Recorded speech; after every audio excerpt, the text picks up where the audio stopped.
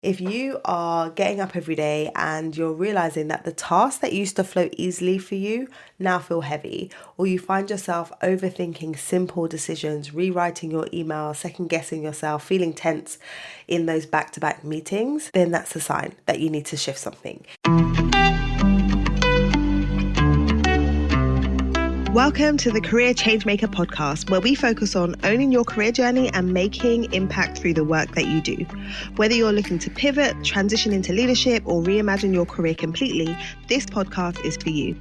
We'll unpack career development strategies, leadership insights, and the mindset shifts needed to thrive in your career. Being a career changemaker means taking control and shaping your professional path with intention. I'm your host, lawyer turned career and leadership development specialist, Janine Esbrand. So if you're ready for candid conversations that are going to help you grow, keep listening. And hello, and welcome to the show. If you have found yourself in a new season of work and you're experiencing this feeling of resistance where you're dragging yourself through your work days and things are not feeling how they once felt, then I want you to lean into today's episode because I want to talk about something that many people who are ambitious, driven, and recently stepped into a new leadership position or a new position generally face. There comes a point where the way you have been working simply doesn't fit anymore. I want to talk about 3 signs that you've outgrown the way that you work. And this has been coming up quite a bit in my conversations with coaching clients who have transitioned into new seasons of their careers. And I've noticed this myself. For as long as I can remember, I have been a night owl. As a teenager, I would go to bed about 11 p.m.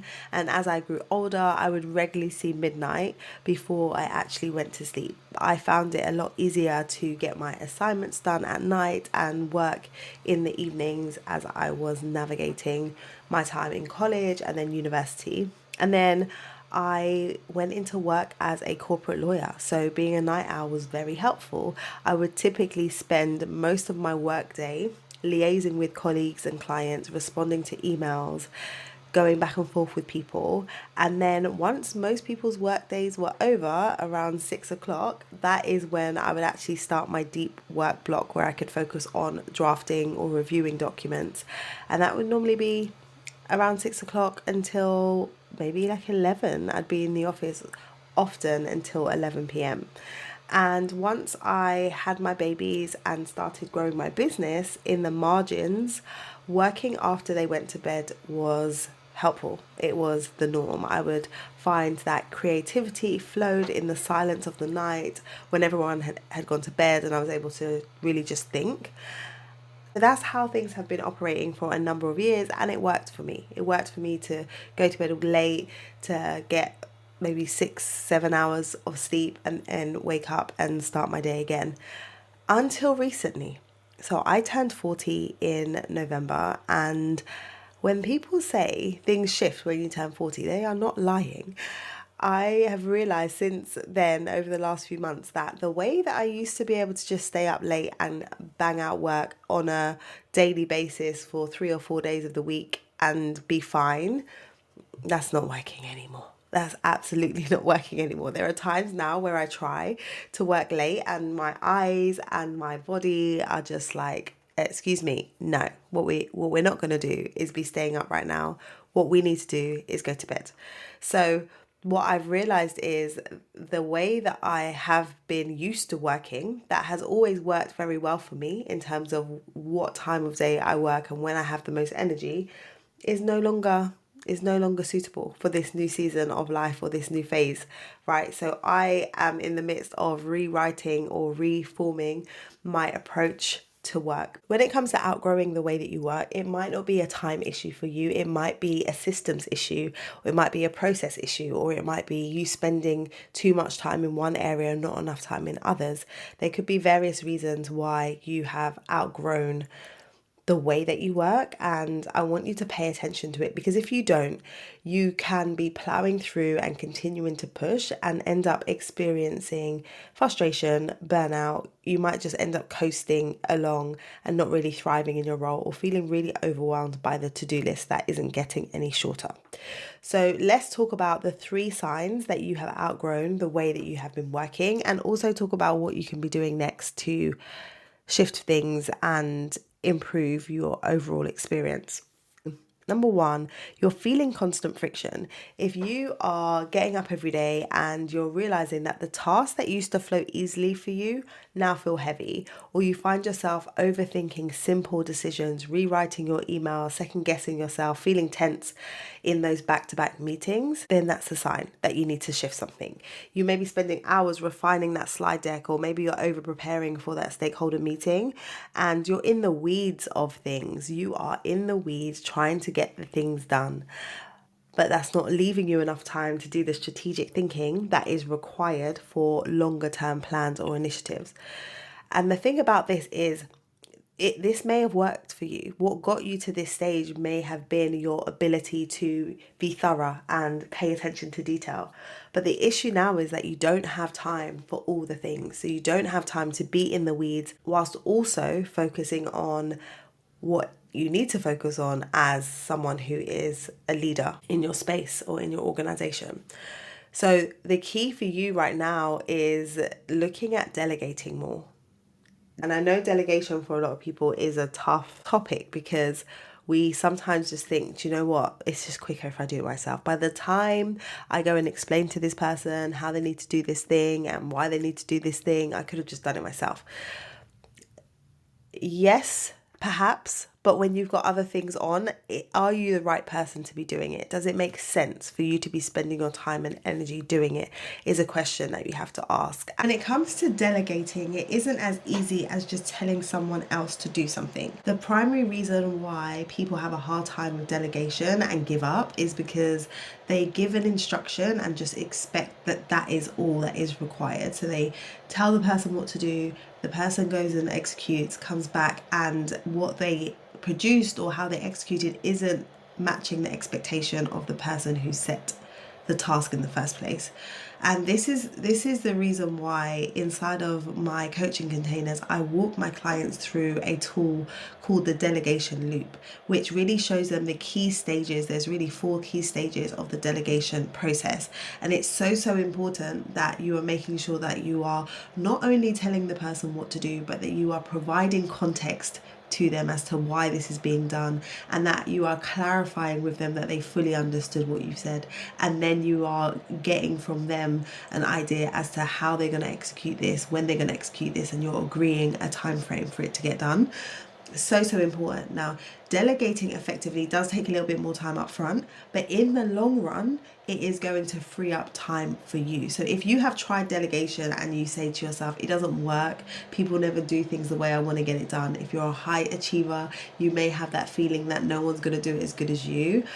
The reality is someone else can do it as good as you if you prep them for success in the first place.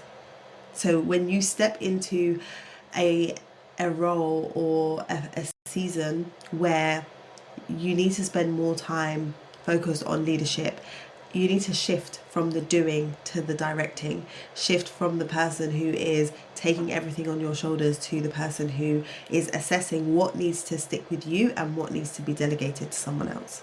If you're experiencing friction on a daily basis, it may be a sign that the old way of working, solely relying on your effort, on your level of attention to detail, on your execution, is out of sync with where you are right now on your journey. The second sign that you've outgrown your way of working is that you're bored, yet overwhelmed.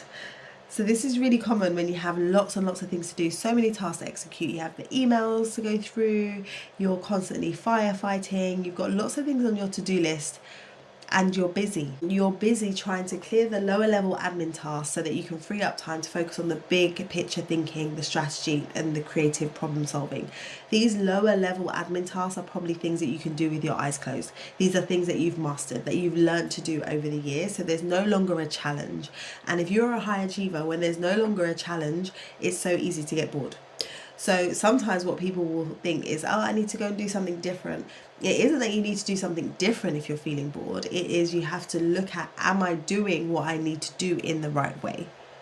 Am I doing what I need to do in the right way? So if you are executing your role, but the tasks that you're doing on a day-to-day basis are not lighting you up, or you're finding them boring, then really ask yourself, am I doing the tasks that I am supposed to be doing at my level? You may need to be operating at a different altitude now. You may be needing to think bigger, think further ahead, strategize, be liaising with different types of people, speaking to different types of people internally and externally. So the amount of time that you're spending on those tasks that you can do with your eyes closed should be reduced. I encourage you to take some time to audit your week. What percentage of your time have you spent in the last week on reactive tasks? So things that other people have put on your plate, or things that have needed to get done, those routine tasks that are in response to someone else's deadline, versus strategic leadership activities. How much time? How much time? And if when you do that audit, you realize that actually I'm spending way more time in the weeds when I shouldn't be, there needs to be a shift in the way that you allocate tasks to yourself, and as we said before, who you're delegating to or who you're passing tasks off onto. And that moves us on to number 3. The third way is you may be experiencing some physical or emotional resistance. So the resistance that is more in your body. So if you find yourself procrastinating on scheduling team meetings, or feeling really drained when you look at your calendar, pay attention, because often your body knows before your mind catches up. If you've ever been in a situation where you've been going hard for a length of time, and then you go on holiday or you have an opportunity to pause and then you get sick, that is that classic where your body's like, okay, yes, now you slow down, I can do what I need to do, which is rest, right? I try and listen to those initial promptings from my body, because I know that if I don't sit down when I'm supposed to sit down, my body will sit me down. And I think when you are feeling in your body a visceral reaction to some of the things that you need to do, it may be time for you to really consider approaching things differently. So you might find that when you log off at the end of each day, you've got some tension in your shoulders, or there's just like a heaviness that you can't shake off. And despite ticking off the task for the day, you feel irritable. And when you speak to your family, you find that you're short or you're snappy. And that's probably because you've been dealing with the frustration or the feeling of overwhelm that comes with all the things that are on your plate throughout the day. And now you're in your safe space or your environment where you feel that you can unravel. You do very much unravel. So again, if you are experiencing some form of resistance in your body, then you can say, let me take this as a signal that I need to switch things around or do things differently. So whether your switch around looks like I need to change the time that I'm doing certain tasks, or I need to change the tasks in themselves, whichever it is, it's important for you to assess what is the change that is needed. So here's what I want you to do. I want you to commit to taking an hour on your calendar for thinking time this week. I call it CEO time. You know that I'm a huge proponent of being the CEO of your career, like you being the person who's in the driving seat of your career. So as the CEO of your career, it's important for you to take some time out to think and reflect on how things are going and what needs to change and shift in your strategy. So take that time and then map out how your role, your approach to your role needs to evolve. That might look like new systems need to be put in place, or you need to establish new habits, or perhaps you need some support and you need to figure out who else needs to be around me on my team or beyond my team that can help me to be executing. Outgrowing your way of working isn't a bad thing.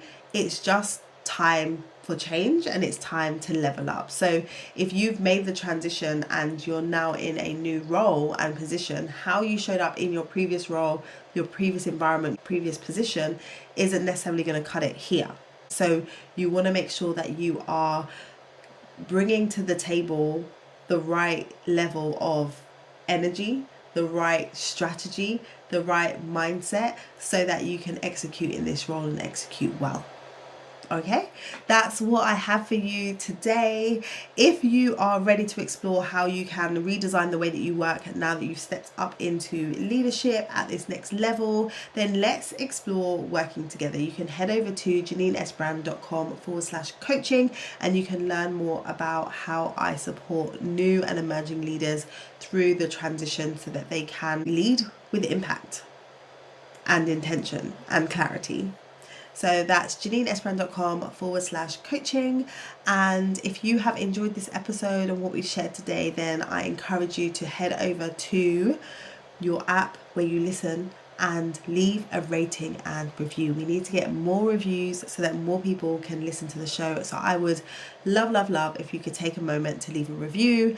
I really appreciate you listening. So if you can share your thoughts about today's episode or any other ones that you have heard, I would be forever grateful. I'll be back again with another episode next week. Until then, look after yourself and keep moving towards your career goals.